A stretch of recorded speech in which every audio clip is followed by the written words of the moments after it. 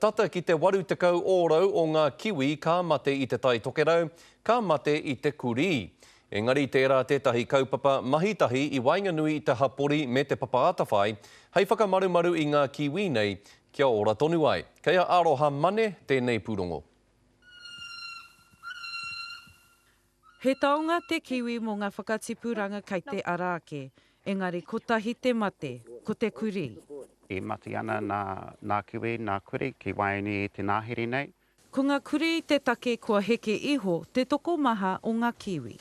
I te mahi tahi ai ki te taha o ngā whānau, ngā hapu, ngā iwi, ngā hapuri katoa, ko tēnā te mahi tuatahi mo tātou. We're not asking people not to own dogs, we're just asking people to be responsible with their dogs and in particular not to let them roam. I te marama o Hakihia, he whitu te kaunga kiwi i ngaua i ngā kuri ki tētahi ngāhere i Whāngarei. Hei tā tēnei kainoho karerawa ia e hiahia, kia pērā tia i konei. A lot of awareness from DOC. You know, they went around the community, told people what was happening and built up the awareness for everyone to control their dogs. You just need to hold its feet very firmly and be very careful with its body. Yeah.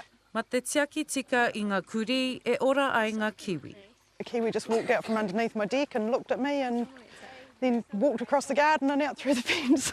I sometimes feel a bit guilty about going on and on about dogs, but it is a very big problem in some areas. Nō reira, he tino pairawa atu kia kitea tīna oranga mua tātou nei taonga nā kiwi. Kua puta te whakatū pato a te papaatawhai. Wai maria ana i nei kiwi i tēnei rā, engari ka pēhea a pōpō. Aroha mane, te karere.